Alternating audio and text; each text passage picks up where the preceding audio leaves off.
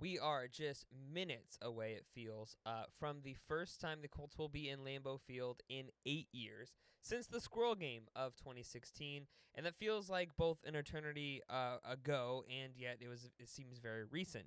Last time the Colts played the Packers, Andrew Luck was still a quarterback, and Vontae Davis was on the Indianapolis Colts. There were so many different players that a majority of, if maybe not all, of the Indianapolis Colts that are currently on the roster were not even in the league at the time, or they weren't on the Indianapolis Colts. So a lot has changed since the last time the Colts have been in Lambeau. But not only that, but a lot has changed since the beginning of the week, even as far as Vegas betting odds are on the Indianapolis Colts versus the Green Bay Packers. And for a lot of people, this game was scheduled or circled rather as a game that was an easy win for the Packers. It was a putback game. It was ready to get them back from facing the Eagles in Brazil. They had a mini bye, and then everything changed. So, beginning of this week, before the Jordan Love injury, so I guess the end of last week, the Packers were 7-point favorites over the Indianapolis Colts. And then Jordan Love got injured, and the Colts were then the momentum shifted, and the Colts were 3-point favorites over the Packers. But then we got the injury report. And if you remember the video from a couple days ago, we talked about how Juju Brents is now out for the season. And since that, the odds went even further down. But we have even further injury news for the Indianapolis Colts because they just can't catch a break, right? Jordan Love is out, and so it seemed like this could be an easier game for this Colts defense, except for, and this is where we're going to get into it. We got news today of what the final injury report is before Sunday. And this is the Colts injury report. DeForest Buckner, who is dealing with another back injury, we talked about it a couple days ago, who is obviously the star defensive tackle, had a great game on Sunday. He is listed today as questionable. He did not practice all week. This is not super out of the ordinary for DeForest Buckner because there are often times where if he's feeling any sort of injury, then he will just not practice and be able to come in and execute. Just because he's been here for so long, his position doesn't really change. The goal is typically get to the guy with the ball, and that's the game plan for DeForest Buckner. So not really a surprise here. So then we'll go down the line. Julian Blackman, who was another big surprise on the injury report because he didn't really show any signs of being injured on Sunday, and yet is dealing with a shoulder injury, the same shoulder injury that put him on the IR, ending his season last year in Week 15. It is that right shoulder, and we got news today from Shane Steichen that Julian Blackman will be out. And the corresponding move to that was that they re-signed Ronnie Harrison, who they had just released during roster cuts, which was a surprise. Everyone was really shocked, but they re-signed him not as a linebacker, which he had transitioned to. They re-signed him as a safety. And so it looks as though, for the time being, that the safeties are going to be Nick Cross on the strong safety side and Ronnie Harrison on the free safety side. This is going to be interesting. This is going to be a potential audition process for Nick Cross in this starting safety role, which when we saw him play that, he had a really good preseason, kind of really showed his stuff. And this is, I think this is going to be a bigger blow than maybe most people realize. The two leading tacklers on the Indianapolis Colts were Julian Blackman and Nick Cross, which is not what you want. You don't want your safeties to be your leading tacklers because it means that guys are getting past the front line of defense and the secondary line of defense, and they're getting to the safeties. But it is good, though, that both of these guys were able to execute at a high rate. They had a very, very good tackle percentage, which is amazing, especially when everyone else on the defense was presumably just missing tackles left and right. But we go down on this injury list, and this is the good news, right? Josh Downs, who has been out since early August, so well over a month. I think he's 5 weeks now. He has been cleared and will likely play this weekend. He is still listed as questionable, though he was a full participant in today's practice. I think presumably they're waiting to see if game plan-wise, if it's going to make sense to throw him in. And so he's full participant today during practice, but is still listed as questionable. We will know more.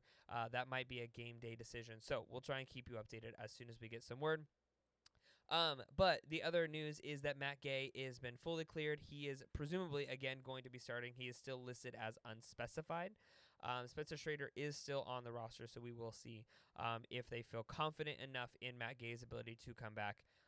And then the last one on the Indianapolis Colts side, which is, again, another key defender, is Kwity Paye, who is dealing with a hamstring injury.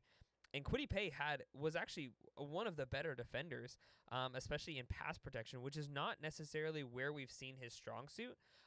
But he's dealing with a hamstring injury. He did not practice Wednesday or Thursday, but was a limited participant in today's practice. And so we will see if he continues to progress and if he's going to be able to make the game plan. If not, expect Tyquan Lewis and Leatu Latu to be the main two. But Deo also had a really good Sunday. He was also good as far as pass protection goes. And that's going to be a big key thing, or not pass protection, but pass rush. Excuse me. I was thinking about the offensive line. But that's it for the Colts. So to recap, Julian Blackman out, DeForest Buckner questionable, Josh Downs questionable, Matt Gay has been cleared but is still listed as unspecified, and Kwity Paye is questionable. But Josh Downs full participant today, which is great news. I think he was very well missed in last weekend's game. And so now we go on to the Green Bay Packers, the big ones. We're going to talk about the big ones because I don't think we need to dwell on the small ones as much. And that is obviously Jordan Love is been downgraded to out officially, which is kind of crazy that they're waiting this long to put him on out. But it is very interesting. And even I think this post, this injury report is from like earlier today, and it still says Jordan Love is questionable, even though he is dealing with that MCL sprain. So very interesting to know why they haven't put him in that. So we'll see. Quay Walker, linebacker, who's dealing with a groin injury, was limited in practice today, but doesn't have a specific game status on. So very interesting there. Josh Jacobs dealing with a back injury. Let me preface this by saying you never root for guys to be injured. But when you're talking about the premise of this game, it is, I hate to say good news. It's not good news because somebody's hurt, and that's terrible. You don't want that at all. But it is trending towards a good thing for the Colts that Josh Jacobs is dealing with a back injury. He was a limited participant all days this week, but has no specific game status listed. Another big one is Corey Ballantyne dealing with an oblique injury. He's limited. Kenny Clark, nose tackle, is dealing with a toe injury. He was a full participant today, so no. And then Quay Walker is the linebacker, who is dealing with a groin injury, is listed with a limited participant. And then Jaden Reed, another one that didn't practice on Wednesday or Thursday, but was a limited participant in today's. So Jaden Reed, Jordan Love, and Marshawn Lloyd are the three questionables that have a specific game status designation. So that's the injury report for this weekend. And again, the betting odds right now are the Colts only winning by 2. And you necessarily kind of get like 3 points already for being the home team. So I think you can kind of rate that as Vegas has the Colts as a 5-point favorite. But I think that this is a very winnable game for the Colts.